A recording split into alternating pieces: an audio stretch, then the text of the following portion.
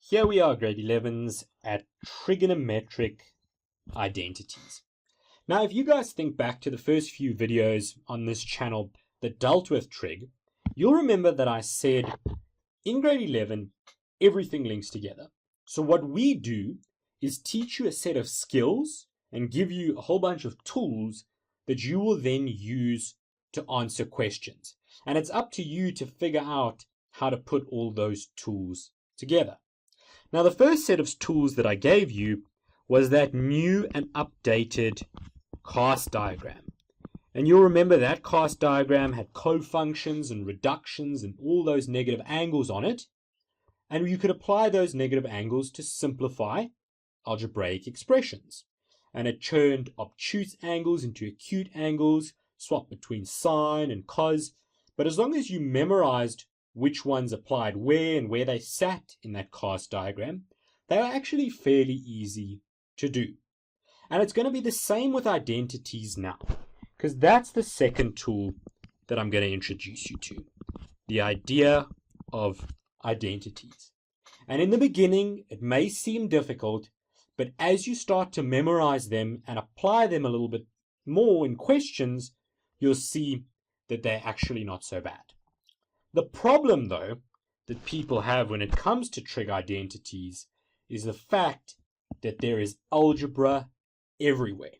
So you need to be as confident as possible with all kinds of factorization that we've done before. You need to be able to deal with fractions and just be able to deal with algebraic expressions even when they're super complicated. So I went and Googled an identity for you, and the definition that came up was inequality that holds true for all values of a chosen variable. Now, you may be sitting in front of your computer and you think, okay, well, great. That doesn't really help me very much because I don't even know what that means. And once I read through this a few times, it became apparent that there's actually no practical definition of what an identity really is. So I made one up for you. So it's a set of expressions or formulas that you can sub into anything algebraic that will help you to simplify it.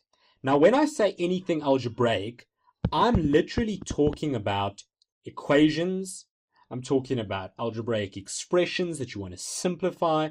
I'm talking about integrals. I'm talking about differentiation. If you go to varsity and you do advanced methods of calculus, absolutely any type of algebraic work that you do, you can use trig identities to simplify them.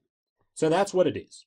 In some cases, you're probably not going to want to use trig identities, but here we're going to show you where you can apply them and the ways that they can be used as well. So that's what you need to think of it. I'm going to give you two expressions now that you can sub into anything in this section that will help you simplify it.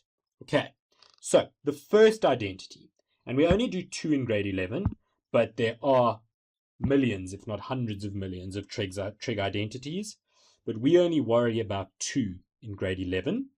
And the first one is that tan of theta equals sine theta over cos theta. So if you get a question where you've got tan theta in it, and you need to simplify it, you can swap that tan theta out with sine theta over cos theta.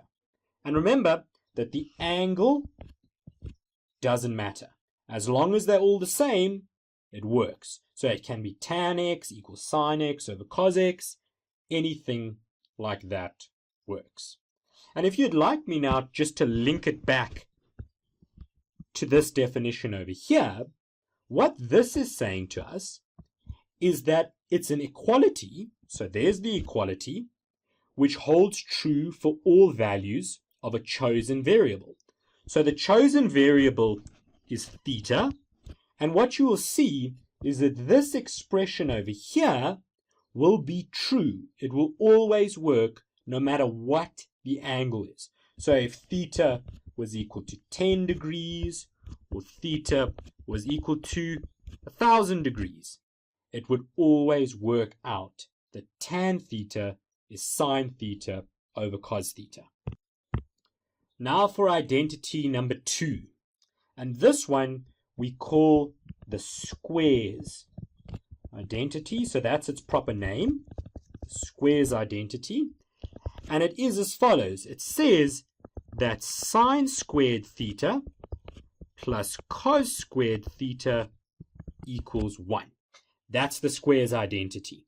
And again, that variable theta over there shows that no matter what angle we substitute in, this will always be true.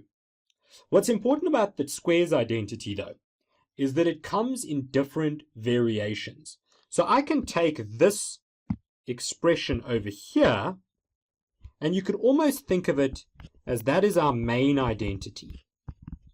But I can change it around a little bit. Because let's say I moved the sine squared over to the right-hand side.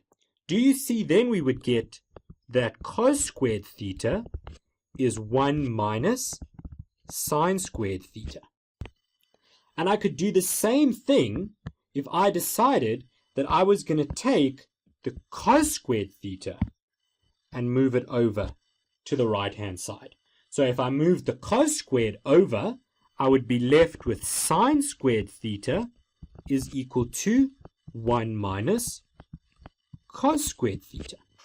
So now I know that if I'm ever given cos squared or sine squared in one of these expressions, I can swap it out with 1 minus sine squared or 1 minus cos squared. But this is math, so of course we have to take it one step further, do we not? And so, who noticed that these expressions over here are both an example of difference of two squares? They're dots. Because looking carefully at that, you can hopefully see that we have got a squared term there and a squared term there. And we've got a squared term there and a squared term there. And so we could simplify these even one step further as 1 plus sine theta, 1 minus sine theta. And this could become 1 plus cos theta, 1 minus cos theta. These identities are very easy to prove as well.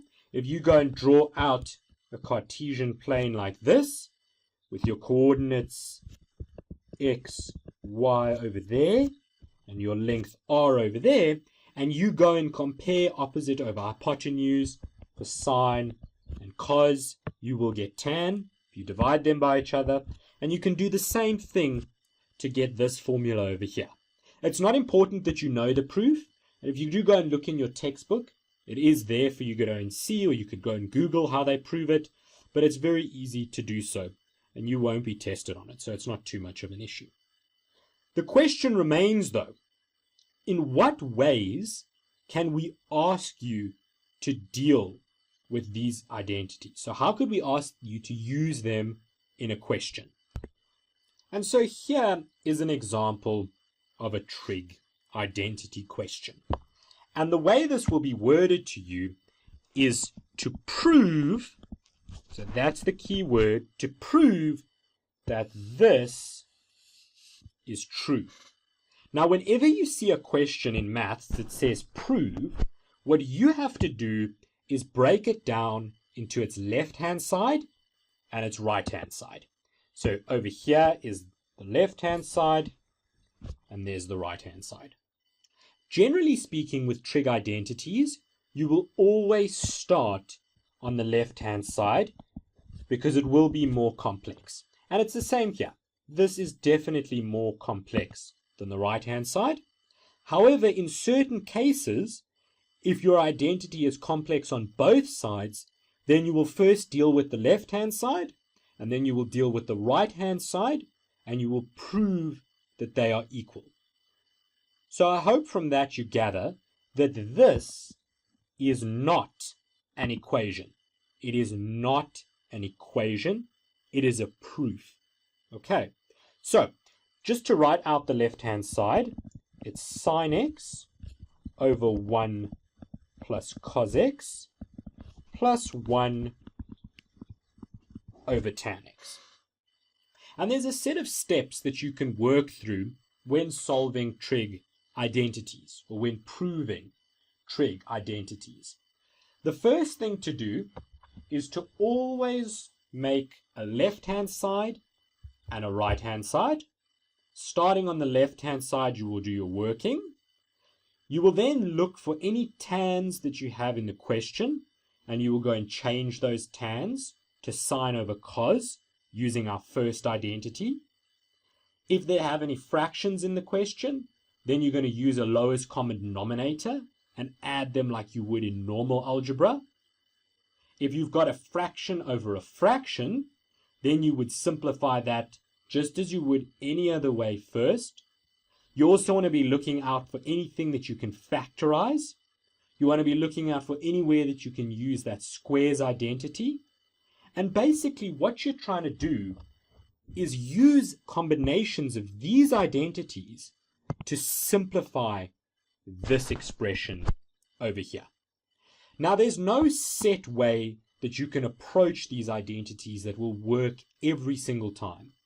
Instead, what you kind of have to do is develop your own scaffold of what exactly you need to do. So it's almost like making a mental checklist of what you can use and then working through the question systematically. Because unfortunately, you're never going to look at a question like this and know what to do immediately. It always takes a lot of trial and error. But what you'll notice is the more you practice, the better you'll get. So, now that we've got that out the way, let us go ahead and answer this question. So we've got sine x over 1 plus cos x plus 1 over tan x. Now, one more point. You are always looking ahead. So you're thinking to yourself, on this right-hand side over there, I don't have any tan. So I probably need to change this tan over there. And when you go and do that, you're going to get the following. And you're going to get sine x over 1 plus cos x plus. Now you know that tan is sine over cos. So wherever you see tan, you can substitute sine over cos because they're equal. So we would get 1 over and then substitute our identity in, which would be sine x over cos x. Do you see how I made sure that the angle I used matched the angle of the tan? Now I can go ahead and just tip and times this term over here to simplify it for ourselves. And we would get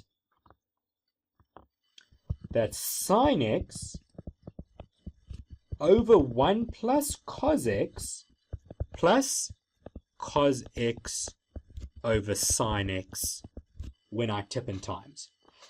I'd like you to actually make a note of that as well. That we have now seen that 1 over tan x becomes cos x over sine x.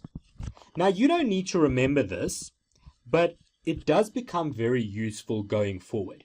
So if you would like to add this as an extra identity for you to use, go ahead and do that, because it does make things a lot easier. So now that we've got that, you can clearly see that we've got two terms. Remember how I always like you to count the terms. And so because it's two fractions, we can use a lowest common denominator. To find our lowest common denominator, we multiply the two denominators together, making sure that we don't repeat them. And so we've got 1 plus cos x times sine x. One bit of information I'm going to give you, though, is try not to distribute that out straight away. Leave it factorized for now because it might help you. So when I do that, I'm going to get sine squared x, because sine x times sine x gives me sine squared x when I'm filling in my lowest common denominator, plus cos x times 1 plus cos x all over the lowest common denominator, which is 1 plus cos x times sine x. Now we need to do our simplification. So in order to do that, we're going to take this cos over here and multiply it into the bracket. So we're going to distribute it.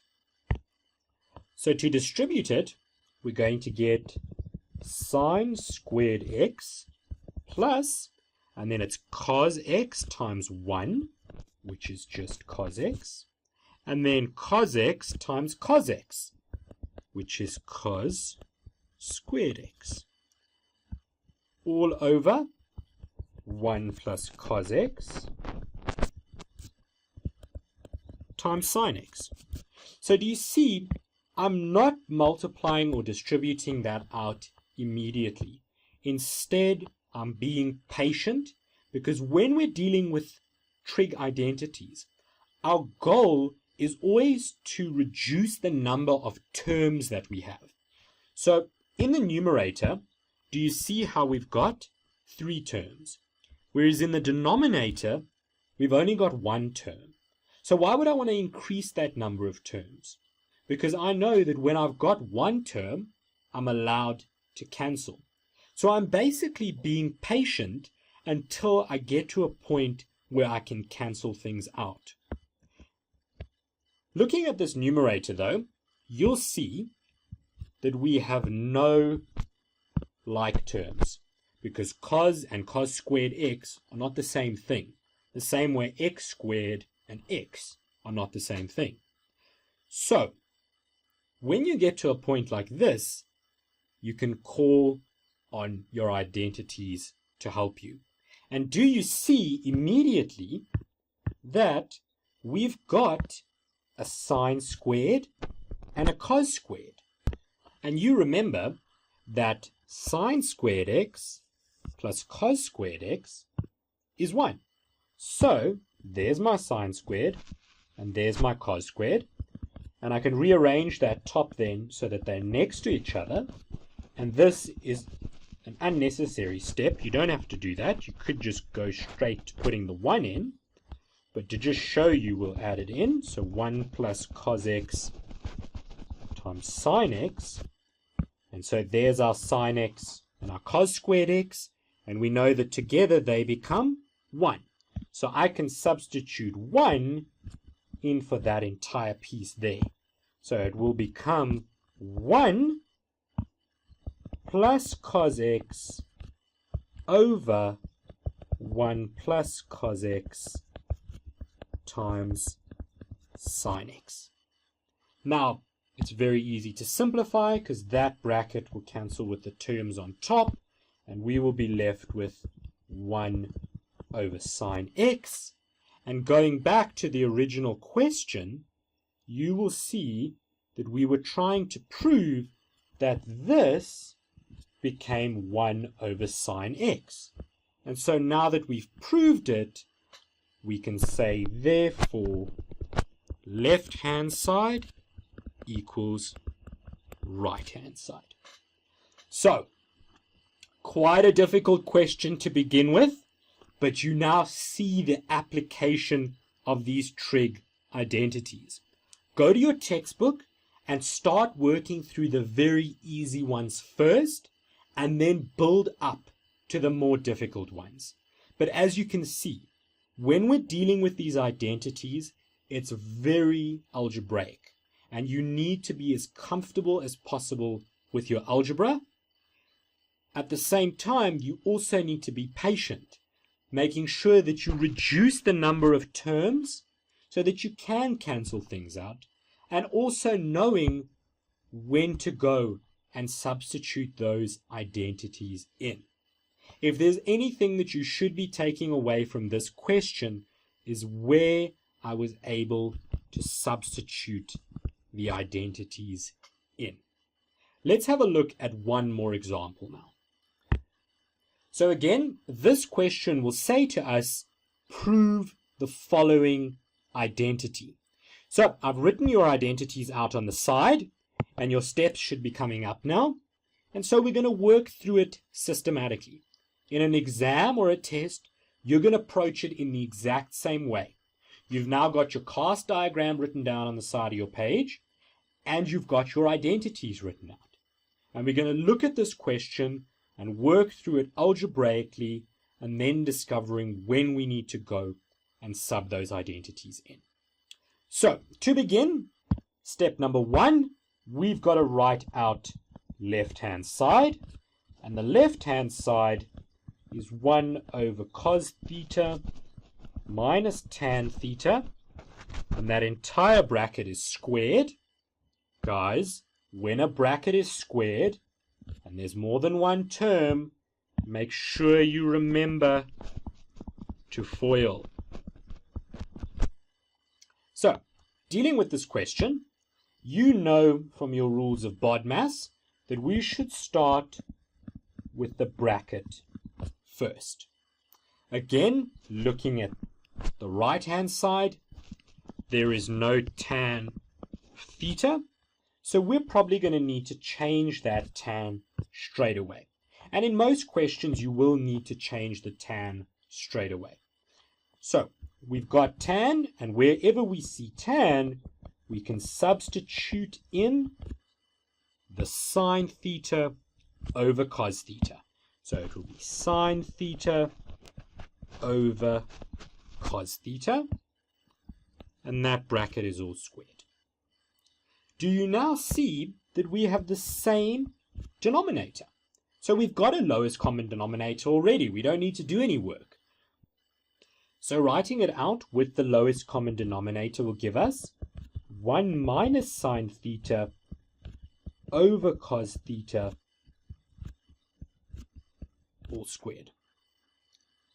Now, you guys may be very eager, again, to FOIL this bracket out. You want to get going with the algebra. But this is where experience and practice will come into play.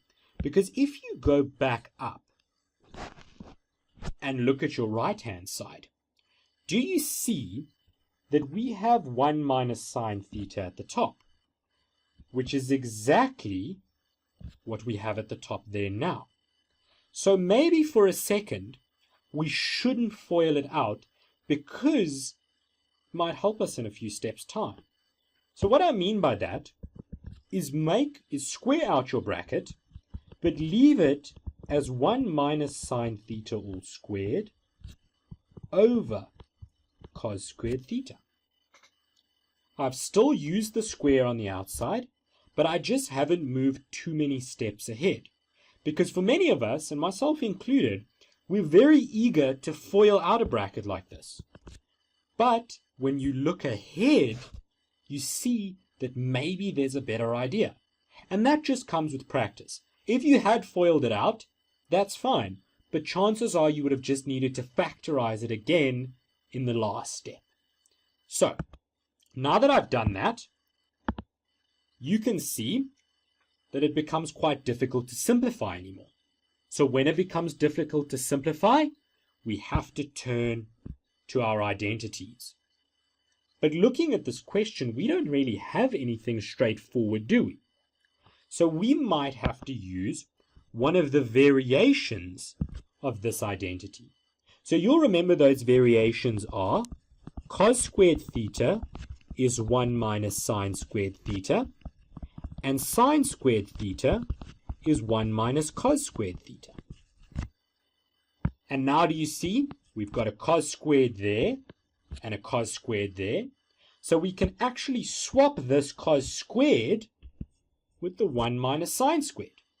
And when we do that, we'll get the following. So we'll get 1 minus sine theta at the top, all squared, all over 1 minus sine squared theta. And going one more step, you know that the denominator has a difference of 2 squares in it. So we've got 1 minus sine theta all squared, and this over here is a difference of squares, if you remember back to the beginning of the video. So we can make that 1 plus sine theta, 1 minus sine theta. Are you starting to see how intense this algebra can get? But just bear with me. You know what I'm doing. You're following along nicely. You know how I substituted that identity in, and I showed you already how that identity was an example of dots. Again, some forethought. We can now see we've got a 1 plus sine theta there and a 1 minus sine theta there. And what do we have down here? Well, there's our 1 plus sine theta, and there's our 1 minus sine theta. And so this and the 2 will cancel out, and we will get 1 minus sine theta over 1 plus sine theta. And therefore, left-hand side equals right-hand side. So I'm just imagining a few of you at your cell phones or your laptops at the moment, and you are very sad, shedding a few tears because of how hectic this looks. But guys, remember, in this video, I've only got 20 to 30 minutes to explain a very detailed concept. So in your textbook, go and scaffold it for yourself. The examples that I've done in this video are what we would kind of call a mid-range example. So it's not too difficult, but it's not too hard either. What you want to go and do is start by looking at the very easy examples and then slowly build up for yourself towards the more difficult ones. As long as you can understand how I'm substituting the identities in and how I'm also using a bit of foresight to predict what my next set of moves will be, you're going to be fine for the rest of this section. In the next video, though, we're going to take some identities that are really difficult and see how we can tackle those. So, take a moment now, rework the identities that I did in this video, go practice some that are easier, get comfortable with the steps and the substitution, and then come back and watch the next video where we'll really deal with questions that require a lot of thinking.